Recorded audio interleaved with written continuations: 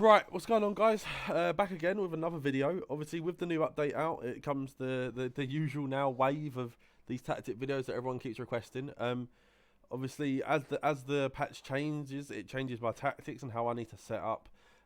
People have been asking, and I always send them as my YouTube, but now obviously I need to update it. So today we're going to be doing the 4-2-3-1. I did a poll over on my Twitter of all the key formations, and this is the one you guys voted for the most. I think it was 40% you had on the vote. So you guys clearly wanted to see this one. If you do want to be involved in the votes, I'll leave my Twitter down below. And also, I will leave my Twitch as I'm streaming 9 AM every morning. We're currently 8-0 in Weekend League on the main account. This is just my content account. So yeah. We're going to be doing 4-2-3-1. If you haven't, drop a like, drop a comment. Let me know what you want to see next, and turn the notification bell on, drop a sub, because we're on the road to 2K. We're trying to do what we can. Right, so we're going to get into the tactics. What we're going to do, usually we start at ultra defensive and go to ultra attacking. Now, I genuinely find most people use the ultra attacking and back. So what I'll do, I'll flip it so you don't have to sit here and watch the whole video to get what you want, because I'm nice like that. So we'll start at ultra attacking. So we've got constant pressure, obviously. We're trying to win the ball back up the pitch. Like I always tell people, don't change your width just because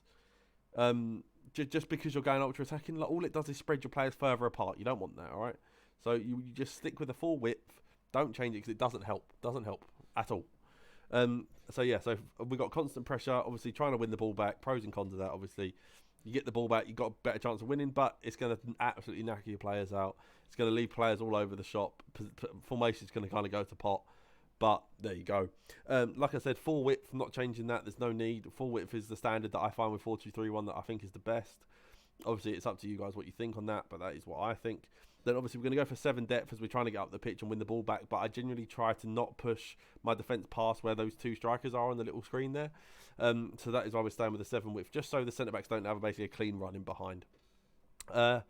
Then on the offensive style, we've got fast build-up. As I always talk about fast build-up, there's obviously a lot of great pros and cons to it. Obviously, you can counter-attack so fast, you can move the ball, your whole team kind of makes space for each other, but it leaves a lot of spaces in your team. If you get counter-attacked, if you don't do what you need to do with the ball, trust me, you're going to know about it.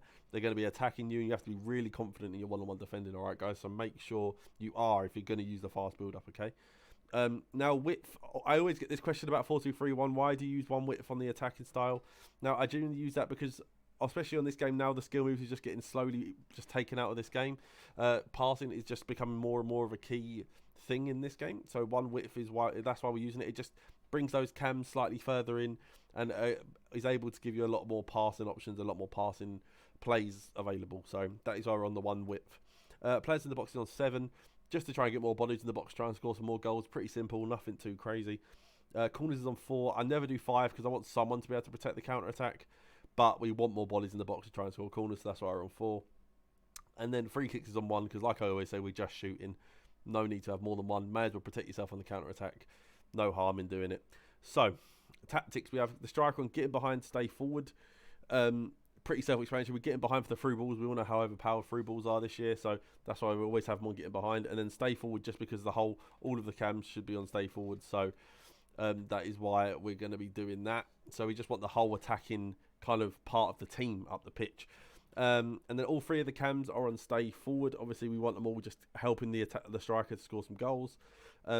All 3 of the cams are getting to the box for cross. Obviously, normal crosses are actually working quite well at the moment, but also the R1 square or the RBX crosses, they're still very overpowered, still very usable. So that is why I have all of them getting to the box for cross. Now, the centre cam, I have a normal interceptions because I want them to be a bit more aggressive. But the wide cams, I have them on conservative because I want to try and save a bit of stamina so we can bomb up and down and try and score some goals. Now, one of my DMs, this more defensive one, which is Trent in this team of the year, Trent Packpool, by the way. We'd love to see it. He's on balanced attack, not stay up while attacking because, like I said, this is the ultra attacking one. But obviously on cover centre because we have wing backs and wide cams. There's no need to cover that space. And then the other cam is on get forward cover centre, which is my player like Bruno, because we want him to try and get forward and try and score some goals. So at least that gives us 5 attackers. Now, both of the fullbacks are just on balance. I don't have them on get forward because I do want some defenders back to just try and keep the lead that small. But also, we want them getting up the pitch a bit, so that's why they're on balance. And then both centre-backs are on stay back while attacking. So, Now we're going to do the attacking one. So this is where you could start the game with this, but I generally advise start the game with a defensive formation. I get so many questions asking what one you should start with. Always the defensive. I always do that as a blank canvas, so you can kind of say, right, this is where I'm going to start, and then I can adjust my game based on that. So this one it's like that. It's basically similar, but it's just a bit more aggressive. If you're feeling maybe it's an even game, but if you get a bit more aggressive on him, you could win the game. This is what you should be using, all right, boys? So we've got defensive style, which is press after possession loss. It says after your team loses possession of the ball, your teammates will press the ball for approximately 7 seconds. This will affect player fatigue, and your players could be out of position if you don't win it back during this time. So just kind of similar to constant pressure, but just not as bad. There's a lot of pros and cons. You can win the ball back, but if you don't do it in the time period, or if they get past you, your player's going to be all out of the position, and it does drain stamina. Not as much as constant pressure, but it does drain stamina, so be prepared for that. The width is on 4. Like I said, it's my standard width in the 4-2-3-1. It's where I find my most comfortable in the defensive style on 4-2-3-1 on FIFA 21. My depth is on 6 because, like I said, this is a bit more of a pressing formation, so we're going to be a bit more aggressive up the pitch. So that is why we've got the 6 depth. Offensive style, as I said before, is on fast build-up because we're trying to get up the pitch as quick as we can, try and create as many opportunities for all of our players, especially in the 4-2-3-1 where sometimes players can get isolated. I think fast build-up can really help in terms of movement, in terms of not being isolated, so that is why I'm running fast build-up on more aggressive ones. The width is on 4 on this because I don't want them too far away. I don't want them too narrow because, like I said, this is just a standard part of the game. So it's not like the first one we did where we're just trying to score goals. We want a balanced play, so that's why we've got the width to help try and cover their wide players as well, but also to still build up attacks with a bit more width. Players in the box is 6. It's just slightly down from the last one because we don't need as many people in the box, but we want our striker, we want our cam, and we want one of our centre mids pushing in. So that is why we have 6. Corners is on 2, just to protect myself from the counter attack, but obviously I still have a couple bodies in there. And then the free kicks is on 1 because you just don't need more than that, as I always say. So on this one, the striker's on getting behind, but that is it. No stay forward on this one because, like I said, I want him to try and link up with the cams. I don't want him being too far away from everyone else. But getting behind is obviously very, very, very nice for the through balls behind, in between those gaps between the full-backs and the centre-backs. You can get a lot of nice runs in those areas. Now, the central cam is on stay full, getting to the box for cross because I want him being a bit higher up the pitch than the other 2 wide cams. It creates almost a nice little arrow shape, like almost like a triangle. And you can get some really nice passing patterns if you do stay forward. And then I've got him on getting to the box for cross because the R1 square crosses are always the best. As before, I've got both of the wide cams on conservative interceptions because I want to try and save stamina so we can get up and down the pitch still. But also both of them are getting the box for cross because I want them to try and win those R1 X crosses around the back post. But I don't have one stay forward because I want them to be able to defend a bit and give passing options to the 2 CDMs. Now, one of the DMs is on stay but one attacking cover centre. That is my Trent. That is my more defensive one. It could be whoever it is for you.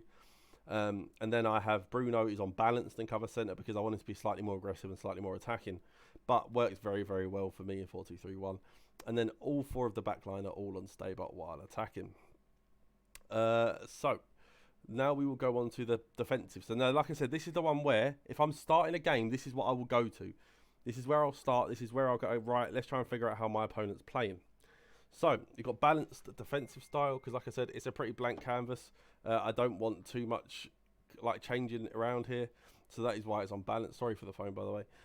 The width, like I've been saying the whole video, on 4. That's just where I'm most comfortable. Obviously, like I always say to you guys, these tactics are suited to me and my playstyle. It's not suited to you guys. So if you find that you're struggling with it, tweak it, mess around with it. You can do that. Like I said, they're suited to my playstyle. The depth is on 5.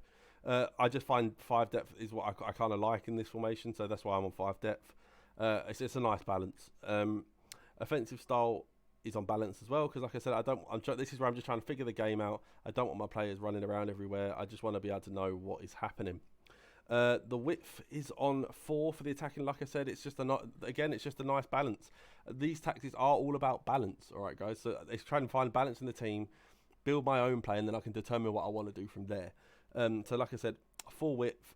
Players in the box is on 5, just slightly less aggressive than the last one. That my DM will still make runs, but obviously just not bombing into the box like a madman. And then the corners are on 2. Like I said, just get some bodies in the box, but not too many where you get counter attacked, and then free kicks as always on 1. Now these instructions are literally the same for both. for the attacking and the defensive, so I don't need to really talk through them because they're exactly the same, but I'll quickly show you guys through it. It is literally exactly the same as the other one. So yeah, so that you just don't need to change it. You can just put them from the defensive tactics you can put on the attacking, so it's fine. Right, and then we will get into the ultra defensive. Now this is where we're trying to hold a lead, 1 goal up, 88th minute, don't want to concede. Momentum's maybe feeling a bit against you. Your players aren't making the passes you want to make. These are the tactics that I'm using. So defensive style is on drop back. Also, we're just trying to defend the goal, get as many people back as possible. Full width, because I want those fullbacks tucking in a bit and the wide cams tucking in a bit, just to protect the central areas. You're a lot more vulnerable in the centre of the pitch than you are out wide, so that's why we're going into 4. Depth is on 2 because we're just basically parking the bus, trying to block the ball, block the shots, and just basically just using those AI blocks because we all know how overpowered they are. As always, long ball, one of my favourite tactics on this game. If you have those high rated attackers on your team, long ball is really working, especially if you're trying to play a counter attacking style. It really works well for players with high attacking positioning. So anyone, the Mbappes, the Ronaldos, any of the icons, they'll benefit from this, especially if you're just struggling to kind of get the ball out. Just a long ball over the top. Usually you can get somewhere with it. Players in the box is on 2. We're just not trying to score goals, pretty self-explanatory really, and then corners and free kicks are both on 1 because we're just trying to protect the counter-attack from set pieces. Set pieces are so dangerous when you're trying to hold a lead, even if they're your own, because you just don't know what's going to happen. Now the instructions, I have my striker on getting behind because, like I said, with the long ball, we still want to try and get those counter-attack goals if the opportunity arises. So that's why they're on getting behind, but also on come back on defence. So when we are defending, at least he's back trying to help the team. And then all 3 of the cams, very all the same, literally just all on come back on defence because we're just trying to defend. We just want them back to try and block shots. Both of the CDMs are on stay back while attacking. Now please don't put any of them on drop between defenders. It doesn't work. You end up having like a 5 at the back, which is cool, but then you take one DM away and then a whole one side of the pitch is basically unprotected and the defence is just open and exposed. So please just use both of them on stay while attacking. It's the best way to defend your goal as a whole, and both on the cover centre because we have the fullbacks and the wingers to cover the wider areas. And then all 4 are on stay while attacking, and that is it for the defenders. So yeah guys, that has been my custom tactics of 4-2-3-1. Hopefully you guys enjoyed the video. If you did, drop it a like, drop it a comment, let me know. And what I'll do in about 6 hours time, hopefully, or in 5 hours time, I'm going to release a video on the best players to use in each position of the pitch for 4-2-3-1. I'm going to try and do that for every tactics video I upload, so then you guys can try and pick up some of the players and see if I'm right and see what suits you. But for now, it's been me, guys. Hopefully you guys enjoyed the video, and I will see you guys next time. Remember, drop a sub, turn the notification bell on. See you guys later. Peace.